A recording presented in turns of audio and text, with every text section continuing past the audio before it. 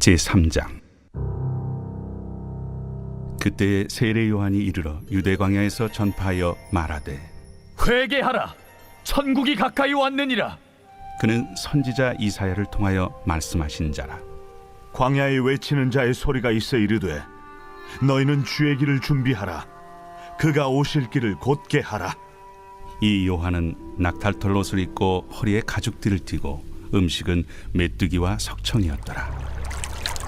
이때 예루살렘과 온 유대와 요단강 사방에서 다 그에게 나와 자기들의 죄를 자복하고 요단강에서 그에게 세례를 받더니, 요한이 많은 바리새인들과 사두개인들이 세례 베푸는 데로 오는 것을 보고, 독사의 자식들아, 누가 너희를 가르쳐 임박한 진노를 피하라 하더냐? 그러므로 회개에 합당한 열매를 맺고 속으로 아브라함이 우리 조상이라고 생각하지 말라. 내가 너희에게 이르노니 하나님이 능히 이 돌들로도 아브라함의 자손이 되게 하시리라. 이미 도끼가 나무 뿌리에 놓였으니 좋은 열매를 맺지 아니하는 나무마다 찍혀 불에 던져지리라. 나는 너희로 회개하게 하기 위하여 물로 세례를 베풀거니와 내 뒤에 오시는 이는 나보다 능력이 많으시니 나는 그의 신을 들기도 감당하지 못하겠노라.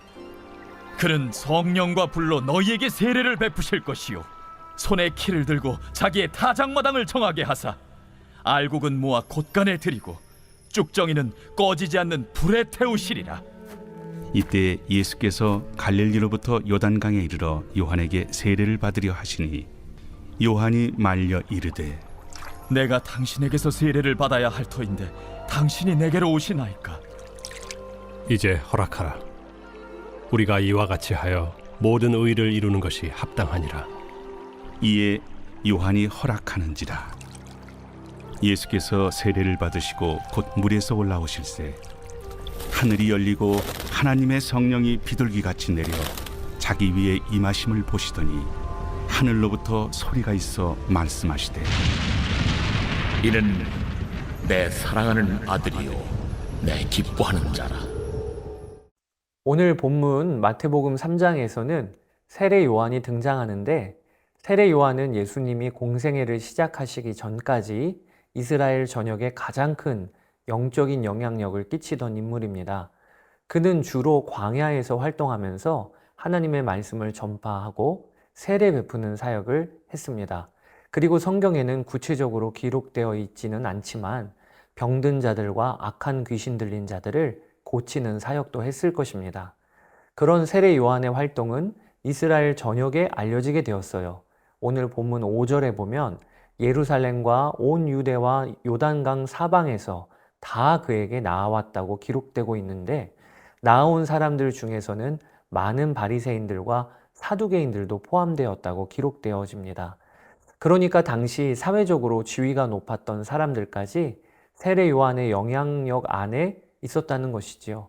세례 요한의 메시지는 크게 두 가지였습니다. 하나는 하나님의 나라가 가까이 왔으니 회개하고 그에 합당한 삶의 열매를 맺으라 였습니다. 여러분, 여기서 먼저 우리가 분명히 알아야 할 것이 있습니다. 하나님의 나라가 가까이 왔다라고 선포하였는데, 하나님의 나라는 어떤 나라입니까? 하나님의 나라는 죽어서 가는 천국이 하나님 나라가 아닙니다. 그것은 하나님 나라의 지극히 일부분일 뿐입니다. 하나님의 나라는 저 하늘에만 있는 게 아니라 왕이신 예수님이 다스리시는 나라는 어디든 하나님의 나라인 것입니다. 세례 요한의 입장에서는 지금 하나님의 나라가 바로 가까이 왔어요. 하나님 나라의 왕이신 예수님이 십자가에서 구원 역사를 곧 이루실 것이기 때문입니다. 십자가에서 또한 죽음과 마귀와 세상을 이기시고 왕으로 등극하실 것입니다. 그러니까 하나님의 나라가 가까이 왔다 선포할 수 있었던 것입니다. 여러분, 우리가 세례 요한의 메시지를 통해 잘 붙들어야 하겠습니다. 이 세상에서는 오래오래 살고 부유하게 사는 것이 잘 사는 것이라고 합니다. 그러나 하나님의 나라에서는 전혀 다릅니다. 오래 산다고 자랑할 것이 하나도 없습니다. 부유한 것도 마찬가지입니다. 하나님의 나라에서는 회개하고 회개에 합당한 열매를 맺는 삶이 잘 사는 삶인 것입니다. 세례 요한은 특히 바리새인들과 사두개인들, 당시 종교인들을 강력하게 꾸짖습니다. 오늘 본문에 보면 정말 이래도 되나 싶은 독설을 내뱉어요.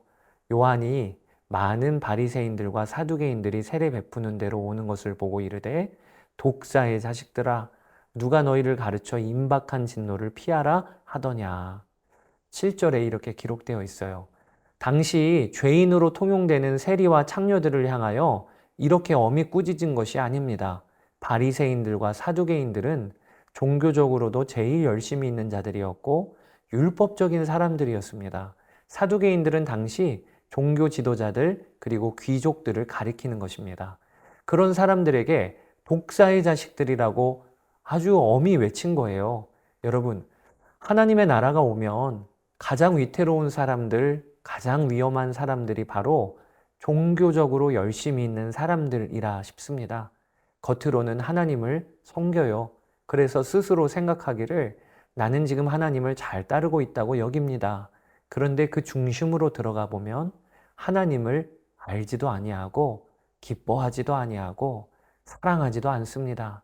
그저 신앙은 어렸을 때부터 자기 몸에 배워온 문화일 뿐이고 습관일 뿐입니다. 하나님을 믿는 자의 삶의 열매가 없습니다. 이러면 종교인인 거죠. 이런 점에서 우리는 오늘 나는 종교인은 아닌가? 나는 겉으로만 신앙생활하고 마음의 중심은 하나도 바뀌지 않은 그런 바리새인은 아닌가? 점검해야 하겠습니다. 왜냐? 바리새인으로 사는 것이 정말 위험한 삶이기 때문에 그런 것이죠. 오늘 성령님을 통해 세례 요한이 외친 음성을 내가 들어야 합니다. 7절에 누가 너희를 가르쳐 임박한 진노를 피하라 하더냐. 임박한 진노를 피할 길은 진정 예수님을 마음의 중심에 모시고 예수님을 왕으로 삼고 사는 것입니다. 여러분, 세례 요한의 삶과 사역이 귀한 것은 그는 자신을 증거하거나 자신을 드러내지 않았다는 것입니다. 자신을 소개하기를 광야의 소리라고 했습니다. 소리는 보이지도 않죠. 그저 메시지를 전달할 뿐입니다.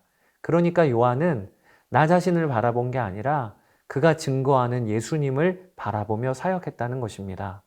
오실 그리스도, 그분이 세례 요한의 사역의 핵심이었습니다. 사랑하는 여러분, 우리에게는 하나님의 나라가 있고 우리는 이미 예수 그리스도로 말미암아 하나님 나라 백성이 되었습니다.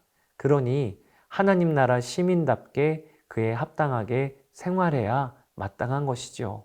그리고 세례 요한과 같이 예수 그리스도께 주목하며 그분을 바라보며 사는 하루 되시기를 주의 이름으로 축복합니다. 감사합니다.